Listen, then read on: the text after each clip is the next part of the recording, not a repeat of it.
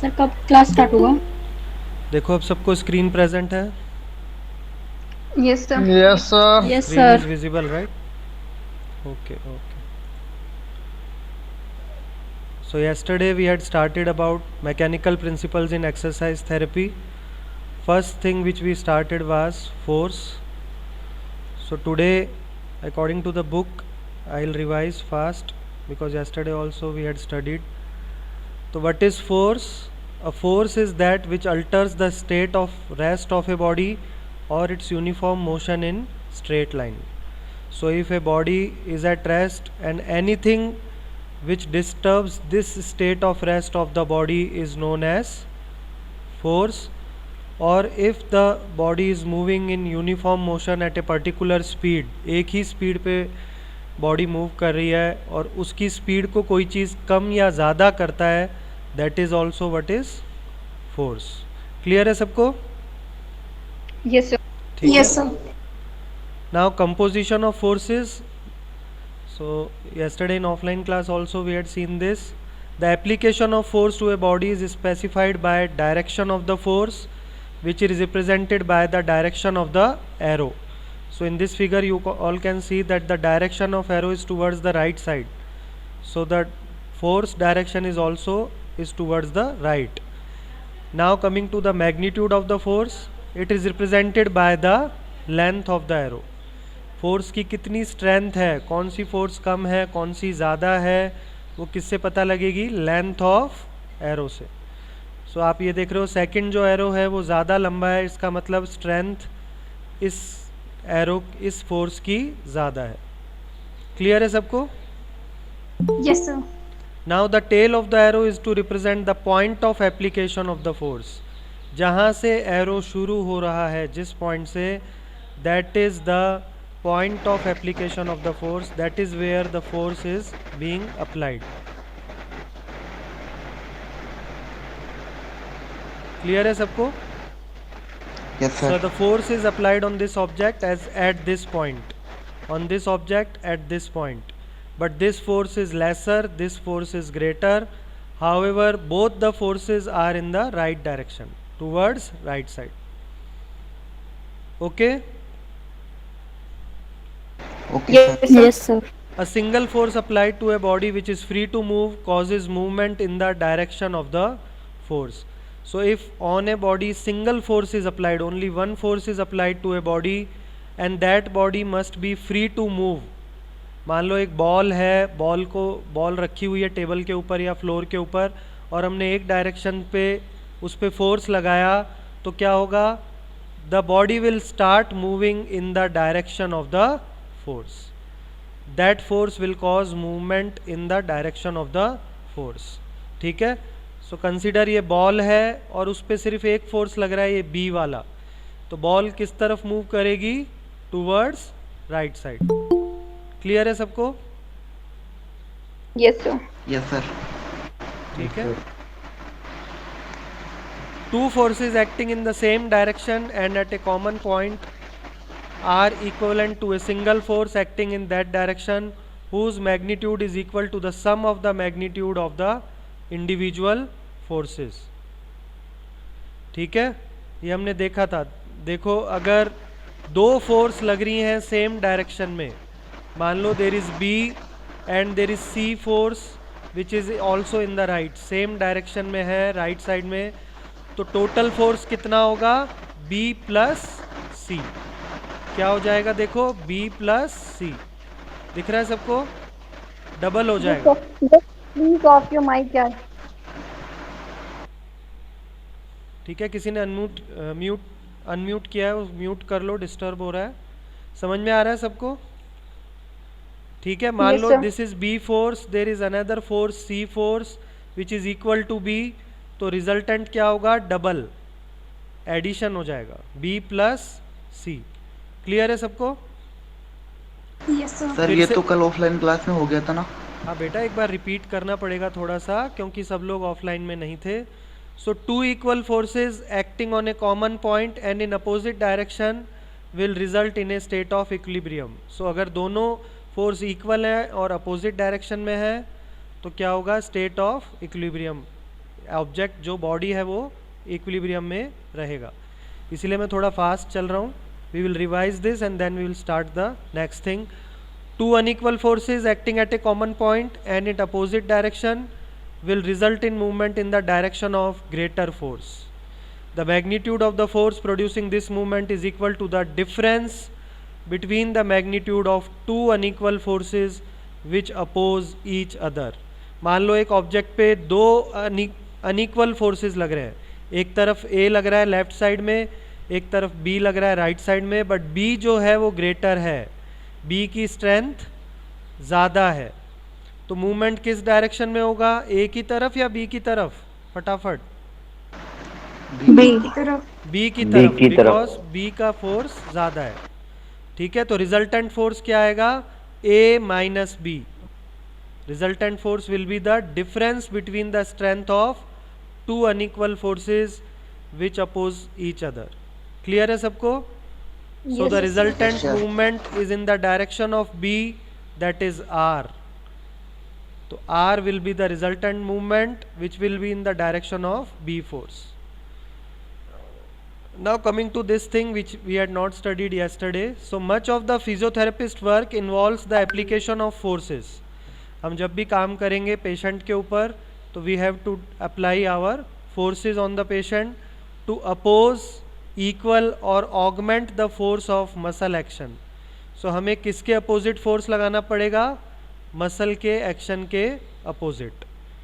We have to oppose the force, we have to we have to apply the equal force as that of the muscle action, और we have to increase, we have to apply the force in the same direction of muscle action. And we have to apply our force against or equal to the gravity or to increase the gravity and of gravity acting on the human body. So physiotherapist will apply force in relation to the muscle force or in relation to the gravitational force acting on the human body. ठीक है, हमको दो forces के against या उनके same direction में force लगाना है, या तो मसल एक्शन हो या ग्रेविटी हो. क्लियर है सबको यहाँ तक? Yes sir. Yes sir. If two forces are, sir एक बार रिपीट कर दो प्लीज. बेटा बॉडी में दो फोर्सेस काम करती हैं. एक तो हमारी इंटरनल फोर्स जो हमने कल भी पढ़ा था, इंट्रिंसिक फोर्स, वो कौन सी है? Muscular force. और एक एक्सटर्नल फोर्स, वो कौन सी है? ग्रेविटी, जो हमेशा हमारे बॉडी पे एक्ट कर रही है. जब भी हमें फिजियोथेरेपिस्ट काम करेगा किसी के पेशेंट के बॉडी के ऊपर, तो हमें इन दोनों फोर्सेस के ऊपर काम करना पड़ेगा. या तो हम इन दोनों फोर्सेस के अपोजिट फोर्स लगाएंगे, या तो हम इन दोनों फोर्सेस के बराबर फोर्स लगाएंगे, या हम इन दोनों फोर्सेस को बढ़ाने के लिए फोर्स लगाएंगे. क्लियर है सबको अब? Yes sir. ठीक है. So if two forces are represented by the lines AB and AC acting at A point पे दो लाइन से फोर्सेस लग रही हैं. Please unmute yourself. ठीक है, तो AB एंड AC दोनों फोर्सेस कहाँ लग रही हैं? A पॉइंट पे, इस पॉइंट पे. Then the diagonal AX of the parallelogram represents the force to which they are equivalent. So अगर हम AB और AC से एक पैरेललोग्राम कंस्ट्रक्ट कर लें तो रिजल्टेंट फोर्स क्या आएगी? AX. Resultant force will be in the middle direction. समझ में आ रहा है सबको? दो फोर्सेस लग रहे हैं सेम पॉइंट पे, एक फोर्स है AB, एक फोर्स है AC, दोनों A पर लग रहे हैं, तो दोनों की वजह से A किस डायरेक्शन में मूव करेगा? AX. Resultant force will be the diagonal of the parallelogram constructed by AB and AC. Clear है सबको? Yes sir. Yes sir. ठीक है. एग्जाम्पल क्या दे रहे हैं देखो यहाँ पे. when the deltoid muscle contracts during shoulder abduction, the action of the anterior and posterior fibers of the muscles being compounded to work with the middle fibers and so vastly increasing their power. तो deltoid muscle कल भी हमने देखी थी. इसके तीन fibre होते हैं, ये गोलाई देती है शोल्डर को. Anterior fibre, middle and posterior fibre. सबको दिख रहा है? देखो एंटीरियर फाइबर आगे की तरफ, मिडल फाइबर साइड में यहाँ पर, और पोस्टीरियर फाइबर पीछे। सो एंटीरियर, मिडल एंड पोस्टीरियर पीछे की तरफ। सबको समझ में आया? Yes, sir. Is it clear for everyone? There are 3 fibers of deltoid muscle: anterior, middle which is on the lateral side बाहर की तरफ, and पीछे की तरफ posterior on towards the scapula. So what happens is, जब भी the action of anterior and posterior fibers, तो whenever anterior and posterior fibers will work, their work will be added to the middle fiber. So the power of middle fiber is vastly increased. Resultant कहाँ आएगा? बीच में। मान लो ये anterior fibre है, ये posterior fibre है, दोनों अगर काम करेंगे तो रिजल्टेंट कहाँ आएगा? Towards the middle fibre. So the power of middle fibre is very much increased. Clear है सबको? Yes sir. समझ में आ गया? तो एक एंटीरियर फाइबर है, एक पोस्टीरियर फाइबर है, वो दोनों जब एक साथ काम करते हैं तो क्या होता है? Power of middle fibre is very much increased. तो जब भी वो काम करते हैं उनका थोड़ा फोर्स जो है वो मिडल फाइबर्स में ट्रांसफर होता है. Now two unequal forces acting at different points and in opposite direction produce rotation of the body. कल हमने ऑब्जेक्ट्स के रिलेशन में पढ़ा था, आज हम बॉडी के रिलेशन में पढ़ रहे हैं. तो मान लो टू अनइक्वल फोर्सेस, ठीक है, ये फोर्स ए है, एक बी है, एक ही ऑब्जेक्ट पे लग रहे हैं पर अलग अलग पॉइंट पे लग रहे हैं और अलग अलग डायरेक्शन में लग रहे हैं. तो ऑब्जेक्ट क्या होगा? रोटेट कर जाएगा. यहाँ से इसका क्या हो जाएगा? रोटेशन. क्लियर है सबको? ये Yes, एंड ये एंड इस तरफ आ जाएगा और ये एंड इस तरफ. ठीक है. बॉडी में इसको कैसे समझेंगे? This occurs when trapezius and serratus anterior contract to rotate the scapula. तो इसको आप स्कैपुला बोन समझ लो. This is scapula. Trapezius bone कहाँ, मसल कहाँ होती है? Between shoulder and neck. ठीक है, मैं एक बार बॉडी में दिखा देता हूँ आपको. देखो यहाँ से यहाँ तक ये जो मसल है ये कौन सी होती है? ट्रेपीजियस. ठीक है. सेरेटस एंटीरियर कहाँ होती है? यहाँ पे नीचे की तरफ, यहाँ पे. ठीक है. तो वो फोर्स लगाएगी बाहर की तरफ, ट्रेपीजियस लगाएगी टूवर्ड्स द नेक. तो स्कैपुला बोन का क्या हो जाएगा? रोटेशन. समझ में आ रहा है सबको? समझ में आया? Yes, sir. ठीक है. यहाँ पे समझ लो मेरी नेक है, तो this is trapezius muscle, this is serratus anterior muscle जो बाहर की तरफ फोर्स लगाती है, बीच में स्कैपुला है. तो जब ये दोनों कॉन्ट्रैक्ट करेंगे तो स्कैपुला का क्या होगा? रोटेशन. अपर एंड तो मीडियली आएगा, लोअर एंड लेटरली जाएगा बाहर की तरफ. क्लियर हो रहा है? Yes sir. सर ये 360 से घूमेगा क्या? हाँ बेटा, 180 डिग्री पे आ जाएगा, ये सीधा हो जाएगा. ठीक है.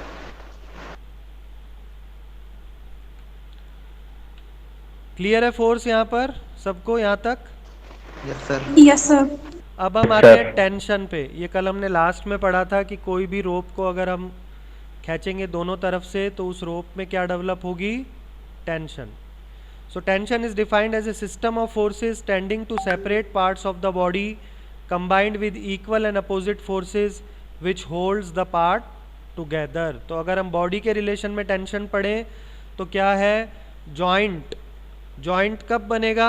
जब फोर्स, कंप्रेसिव फोर्स लगेगी और बोन्स जो हैं वो आपस में पास में रहेंगी, तभी जॉइंट बनेगा. राइट? अगर बोन्स Yes, sir. दूर जाएंगी तो जॉइंट नहीं बनेगा. सो जॉइंट को बनाने के लिए क्या चाहिए? कंप्रेसिव फोर्स चाहिए. टेंशन कब क्रिएट होगी जॉइंट पे? जब हम उस कंप्रेसिव फोर्स के बराबर या उससे ज़्यादा फोर्स लगाएंगे. So tension is defined as the system of forces tending to separate part of the body या to separate joint of the body combined with equal and opposite force which holds the part together. So वो force जो उन part को together रख रही है, पास में रख रही है, उससे ज़्यादा फोर्स हमें बाहर की तरफ लगाना पड़ेगा to separate that part of the body. Clear है सबको? Yes sir. ठीक है, समझ में आ रहा है? Yes sir. दो पार्ट को पास में रखने के लिए एक फोर्स है, वो दोनों पार्ट पास में है। अगर अब हम उनको दूर लेके जाना है, then we have to apply force which is equal and also in opposite direction. तो क्या होगा, उस पार्ट में टेंशन डेवलप होगा, और उससे ज़्यादा फोर्स अगर हम लगा देंगे तो वो पार्ट सेपरेट हो जाएंगे। So measuring unit of force is newton. हम जानते हैं in physiology the term tension and force are used synonymously. तो फिजियोलॉजी में टेंशन और फोर्स एक ही तरह यूज होते हैं। Example, intramuscular tension is the force of muscular contraction. तो यहाँ पर देखो क्या वर्ड है, इंट्रा। पहले दो वर्ड का मीनिंग समझो, इंट्रा एंड इंटर। किसी को पता है what is the difference between inter and intra? Sir intra Yes, का मतलब sir. कि दो के बीच में। इंट्रा का मतलब दो के बीच नो में। सर, नहीं No, सर, sir. इंटर के बीच में दो। इंट्रा का मतलब विद इन वन और इंटर मतलब टू, बिटवीन टू। हाँ, वेरी गुड। इंट्रा मतलब उसी मसल के बीच में, यश ने भी बाद में ठीक कर लिया। इंट्रा मतलब उसी चीज में, with in that object. Inter मतलब इन बिटवीन टू ऑब्जेक्ट। ठीक है, कोई भी दो चीज के बीच में है तो इंटर, उसी चीज के अंदर है तो इंट्रा। क्लियर है सबको? Yes, sir. तो अब ये क्या बोल रहा है, इंट्रामस्कुलर फोर्स मतलब मसल के अंदर की force. So intramuscular tension which is developed inside the muscle, वो कौन सी टेंशन है, वो कौन बनाता है उस टेंशन को? मस्कुलर कॉन्ट्रैक्शन, उस मसल का कॉन्ट्रैक्शन। ठीक है, बाइसेप्स मसल है, बाइसेप्स मसल क्या कराती है? एल्बो का फ्लेक्शन, एल्बो को बेंड करती है। तो जब हम एल्बो का फ्लेक्शन करते हैं तो बाइसेप्स के अंदर टेंशन क्या है, बढ़ती है या कम होती है? टेंशन बढ़ती है। बढ़ती है। जब भी मसल काम करेगी तो उसका टेंशन बढ़ेगा। तो वो कौन सी टेंशन है? इंट्रामस्कुलर टेंशन, बाइसेप्स के अंदर की tension. So it is the force of muscular contraction. The strength of a muscle is its ability to generate tension. Muscle की स्ट्रेंथ क्या होती है? वो किस पे डिपेंड करेगी कि वो कितनी ज़्यादा टेंशन जनरेट कर सकती है। ठीक है, समझ में आ रहा है? जितनी ज़्यादा Yes, जो sir. मसल टेंशन जनरेट करेगी, इसका मतलब उसकी स्ट्रेंथ भी उतनी ही ज़्यादा है। जिस मसल में जितना ज़्यादा इंट्रामस्कुलर टेंशन डेवलप होगा, इसका मतलब उसकी स्ट्रेंथ भी ज़्यादा है। अगर इंट्रामस्कुलर टेंशन कम है, इसका मतलब स्ट्रेंथ भी कम है। समझ में आ रहा है सबको? Yes sir. Yes, sir. ठीक है, तो ये तो हो गया फोर्स एंड टेंशन। ठीक है, फिर हम आते हैं अब ग्रेविटी पे। So this is the force by which all bodies are attracted towards the earth. तो Newton concluded that a force of attraction existed between all material objects and that the magnitude of this attraction is directly proportional to the mass of each body and inversely proportional to the square of distance between them.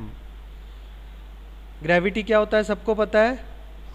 Yes sir. ठीक है ना, सारी Yes, जो sir. Bodies हैं, objects हैं, वो सब अर्थ के सेंटर की तरफ अट्रैक्टेड है, are attracted towards the earth. Newton ने क्या बोला कि जितने भी ऑब्जेक्ट्स हैं इस अर्थ पे, सबके बीच में फोर्स ऑफ अट्रैक्शन होता है बिटवीन ऑल मटेरियल ऑब्जेक्ट्स। वो फोर्स ऑफ अट्रैक्शन कितना होता है? वो डिपेंड करता है उस ऑब्जेक्ट के मास पे एंड उन ऑब्जेक्ट्स के बीच में डिस्टेंस पे। जितना ज़्यादा मास होगा ऑब्जेक्ट का, उतना ज़्यादा फोर्स ऑफ अट्रैक्शन होगा। जितना डिस्टेंस ज़्यादा होगा, फोर्स ऑफ अट्रैक्शन उतना कम होगा। डिस्टेंस के इन्वर्सली प्रोपोर्शनल है, मास के डायरेक्टली प्रोपोर्शनल है। क्लियर है सबको? सर जो अपनी खोपड़ी का वेट होता है ना स्कल का, सर हाँ। वो फिर ग्रेविटेशन के कारण सर उसका वेट हमें फील क्यों नहीं होता?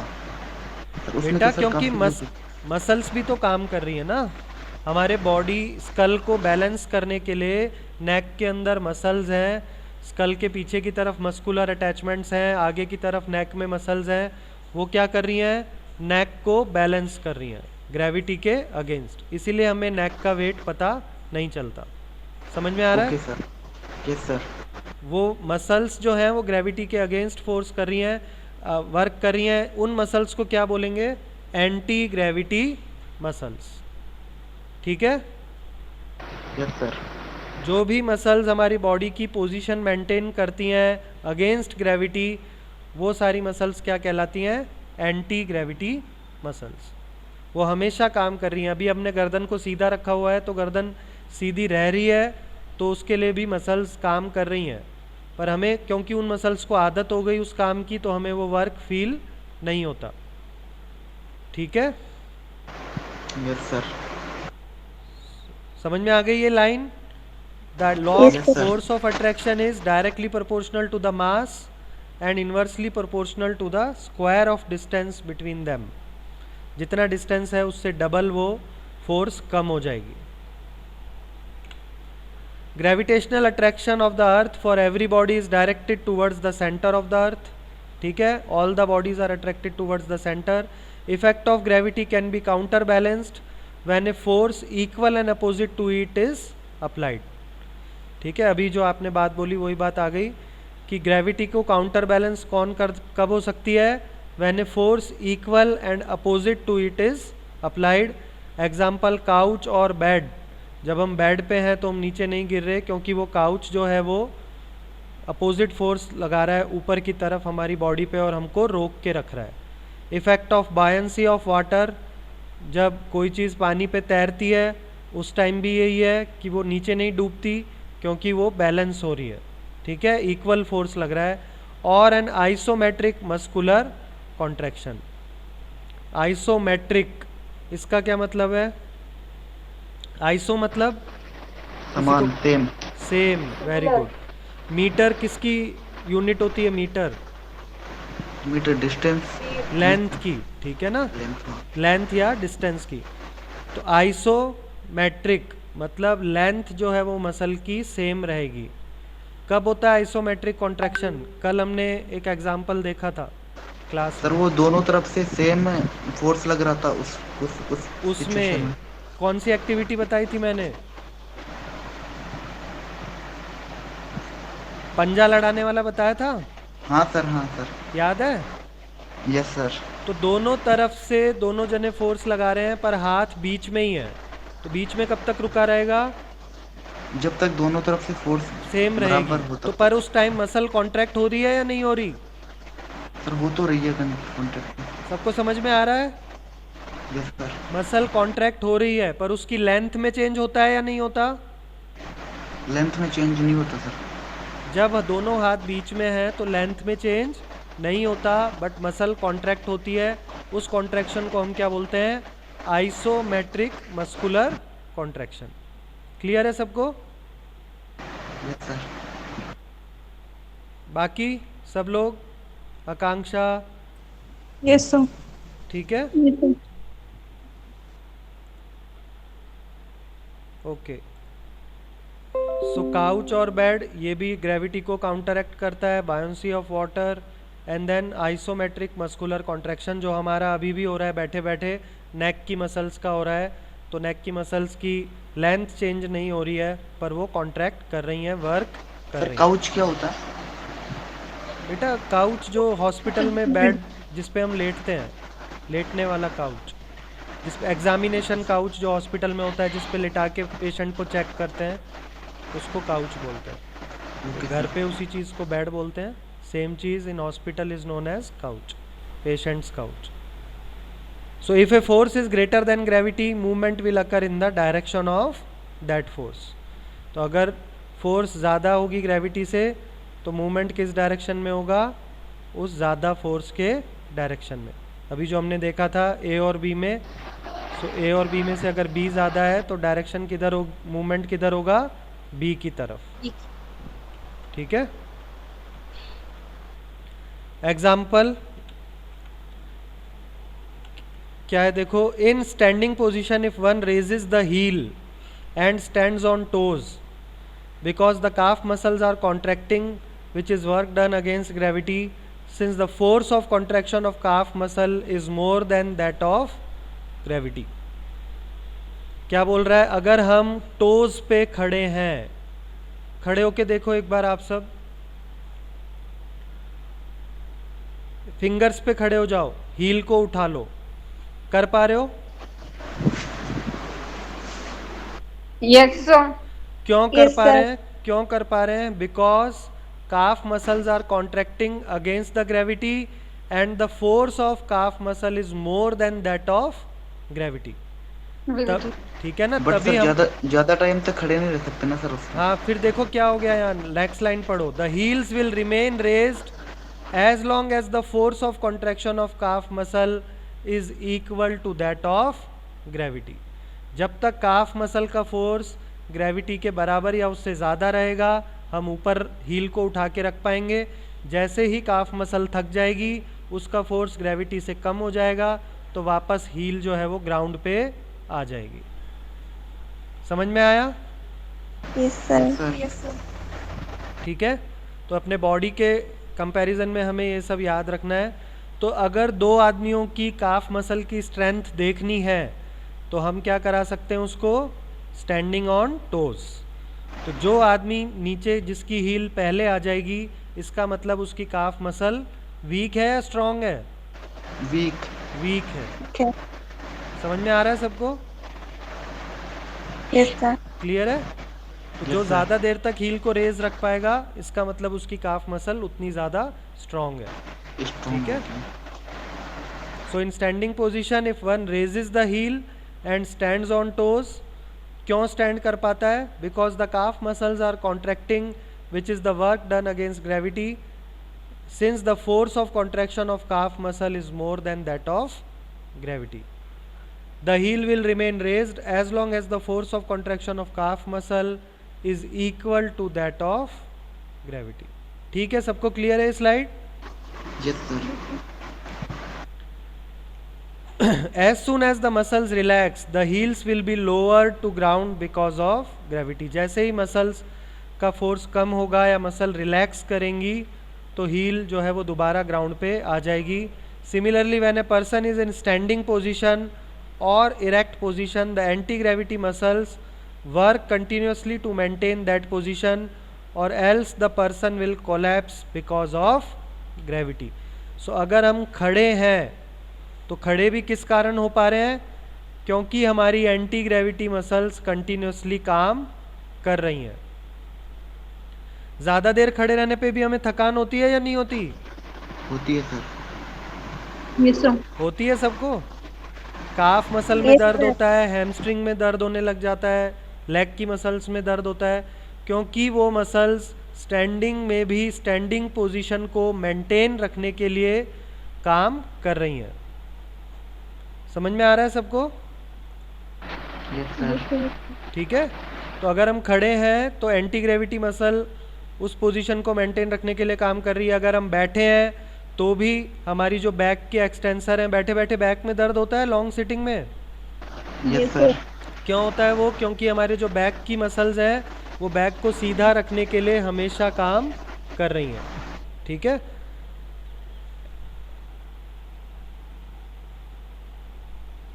ज़्यादा लेटने से भी दर्द होता है, सोने से ज़्यादा देर दर्द होता है। सर अति हर चीज ही खराब होती है, ये बोल दो सीधे हर से। चीज ही खराब होता है फिर ऐसे। अरे वाह, क्या बात बोली है। ये मैं फिर कभी समझाऊंगा। इस बात को हमेशा याद रखना, ठीक है? तो आप हमेशा अच्छे बने रहोगे। इसको लाइफ में हमेशा अप्लाई करना कि अति हर चीज़ की खराब है। ठीक है, तो सिमिलरली ये सबको समझ में आ गया? Yes, sir. So if a person is standing position, तो anti gravity muscles work continuously to maintain that position, or else the person will collapse because of gravity. Now coming to center of gravity, it is the point through which the earth's attraction effectively acts whatever the position of the body. ये क्या है? वो point है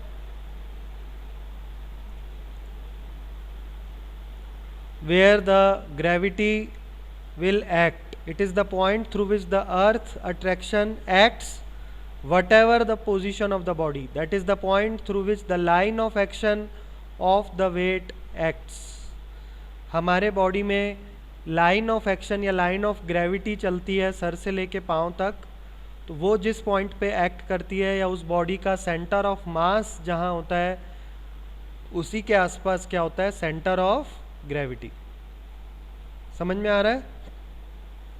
Yes, sir. ठीक है. वो body कहीं से मोटी है कहीं से पतली है, तो उसके बीच में एवरेज एक पॉइंट आएगा, that is centre of mass, और वहीं पर क्या एक्ट करेगी ज़्यादातर, सेंटर ऑफ ग्रेविटी. 1 सेकेंड. तो centre of gravity of human body in the anatomical position is placed in the vicinity of the body of second sacral vertebra. तो centre of gravity human body का कहाँ पर है, near to the second sacral vertebra. कहाँ पर होता है sacrum bone? के पास एब्डोमिनल से थोड़ा सा नीचे.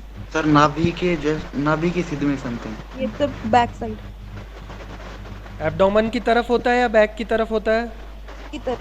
बैक बैक की तरफ. बैक की तरफ बिटवीन द टू हिप्स, दोनों ग्लूटियल रीजन के बीच में. कौन सी बोन होती है? Sacrum bone, which is formed by the fusion of 5 vertebra, S1, S2, S3, S4, S5. एक ही बोन है, 5 वर्टिब्रा से फ्यूज होकर बनी है. तो उसमें स्पाइनस प्रोसेस से हम पता लगाते हैं, S1 spinous process, S2 spinous process, जो पीछे की तरफ प्रोसेस होता है. तो हमारा जो सेंटर ऑफ ग्रेविटी है बॉडी का वो कहाँ है, near to second sacral vertebra. Sir एक सेंटर ऑफ मास भी होता है ना सर? हाँ वही तो मैं बोल रहा हूँ, बॉडी का सेंटर ऑफ मास भी लगभग वहीं पे है, between L5 S1 and sir naval. हाँ नेवल के आसपास. तो जब भी आप कभी बैक पेन के पेशेंट देखोगे, ज़्यादातर वो पेन कहाँ बचाते हैं आपको, मैक्सिमम पेशेंट बैक पेन के मिलेंगे. क्यों? क्योंकि सेंटर ऑफ मास कहाँ है, लोअर बैक में. और बैक में. ठीक है. हम अपने हाथों से पैर से कोई भी मूवमेंट कर रहे हैं, प्रेशर चेंज होता है सेंटर ऑफ मास पे. समझ में आ रहा है? सेंटर ऑफ मास पे हमेशा प्रेशर चेंज होता है. हम चाहे कोई भी मूवमेंट करें, हम बेड में लेटे हुए हैं, करवट लेते हैं तो भी, लेट के बैठते हैं तो भी, बैठ के खड़े होते हैं तो भी. तो इसीलिए ज़्यादा प्रेशर हमेशा हमारे लोअर बैक पे रहता है. इसीलिए जो डिस्क की प्रॉब्लम है या पेन की प्रॉब्लम है वो ज़्यादातर कहाँ होती है, लोअर बैक में. क्लियर है सबको? Yes sir.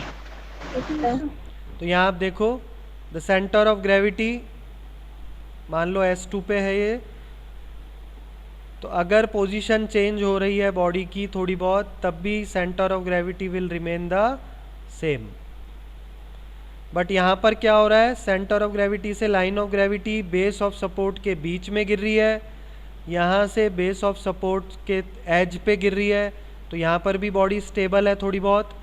बट अब कहाँ गिर रही है, बेस ऑफ सपोर्ट से बाहर. ये है बेस ऑफ सपोर्ट, इसके बाहर. तो अब क्या होगा, आदमी गिरेगा या खड़ा रहेगा? गिर भी सकता है. गिर भी सकता है. अभी तक थोड़ा बहुत बैलेंस बना भी सकता है, और अगर और थोड़ा दूर चली जाएगी तो गिर जाएगा. ठीक है. तो बेस ऑफ सपोर्ट अभी हम आगे उसका भी थोड़ा सा पढ़ेंगे. ये समझ में आ गया centre of gravity? Yes sir. So its position must vary. Centre of gravity की पोजीशन वेरी भी करती है according to the anatomical structure of the individual. उसके बॉडी के एनाटॉमिकल स्ट्रक्चर के हिसाब से COG भी वेरी करता है. Being higher in man and children than in the average women.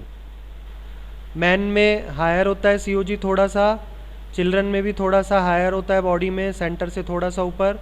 But average women में थोड़ा सा नीचे होता है, because of the greater amount of weight they carry in the upper half of the body. क्योंकि उनकी अपर बॉडी हैवी होती है, वुमेन्स में अपर बॉडी हैवी होती है. तो उसको बैलेंस करने के लिए थोड़ा सा सेंटर ऑफ ग्रेविटी कहाँ आ जाता है, नीचे की तरफ. क्लियर है सबको? Yes sir. So anatomical structure उसके हिसाब से भी COG वेरी करता है. Direct support at the COG of the human body is obviously impossible because its exact position is of interest in assessing the distance between it and the point of support. तो centre of gravity को हम हमेशा support नहीं कर सकते.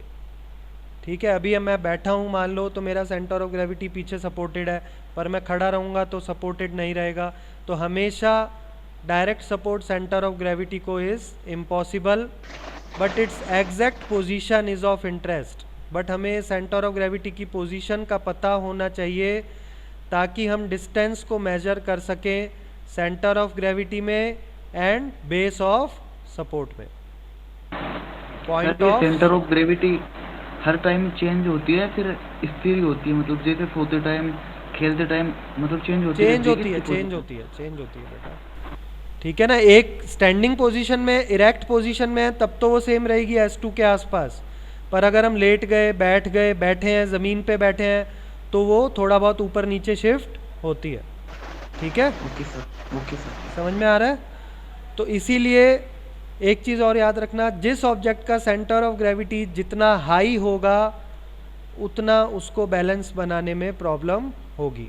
जितना centre of gravity base of support के पास में होगा उतना वो ऑब्जेक्ट स्टेबल होगा. समझ में आ रहा है. Yes, sir. जब हम लाई डाउन कर जाते हैं तो हमारा सेंटर ऑफ ग्रेविटी बिल्कुल फ्लोर के पास में आ जाता है. तो lying down is the stable position of the body. ठीक है, समझ में आ रहा है. Yes sir. उसमें हम गिर नहीं सकते. लाई डाउन में हम करवट लेंगे इधर उधर, फ्लोर पे अगर हम लेटे हुए हैं तो हमें चोट नहीं आएगी. सिटिंग लाई डाउन से कम स्टेबल क्या है, सिटिंग या standing? Standing. Sitting. Compare to lie down, sitting और स्टैंडिंग में से कौन सा लाई डाउन के बाद आएगा कम स्टेबल में? स्टैंडिंग सर, वो सिटिंग आएगा. सिटिंग आएगा. Sitting. सिटिंग समझ में आ रहा है सबको. सिटिंग में सेंटर ऑफ ग्रेविटी फिर थोड़ा सा फ्लोर के पास में है, और सबसे ऊपर सेंटर ऑफ ग्रेविटी किस में है? स्टैंडिंग में. ठीक है, तो स्टैंडिंग में बैलेंस बनाना इसीलिए डिफ़िकल्ट है. सिटिंग में भी हम अपना बैलेंस बना लेते हैं. स्टैंडिंग में आपको कोई धक्का देगा तो आपके गिरने के चांसेस ज़्यादा हैं. सिटिंग में कोई धक्का देगा तो उससे कम है, और लाइंग में तो आप गिरोगे ही नहीं. समझ में आ रहा है? पहले ही गिरे. समझ में आ रहा है सबको ये चीज़? सर वही बात है ना कि खड़े हो के कोई धक्का देगा तो नीचे गिरेगा तो चोट भी ज्यादा ही लगेगी, फिर नुकसान ज्यादा ही है. वो हाँ, वही तो मैं बोल रहा हूँ. सेंटर ऑफ ग्रेविटी जितना हाई है बैलेंस उतना कम है. Very good. समझ में आ गया सबको ये चीज़? Yes, sir. The location of COG will vary with each of the many and varied postures the body assumes. तो मैंने वही बताया, जो भी हम पोस्चर बनाते हैं, sitting posture, standing posture, lying posture, या हम किसी दीवार पे बैठे हैं, हाथ हमारे बैंडेड हैं, स्ट्रेट हैं, उनके हिसाब से लोकेशन ऑफ COG भी वेरी करता है. थोड़ा बहुत ये ऊपर नीचे शिफ्ट होता है. क्लियर है सबको? Yes sir. ठीक है. Line of gravity we will start in the next class. तो यहाँ तक पढ़ लेना. मैं बुक का जो है मेरे पास, वो भी मैं आपको सेंड कर दूंगा.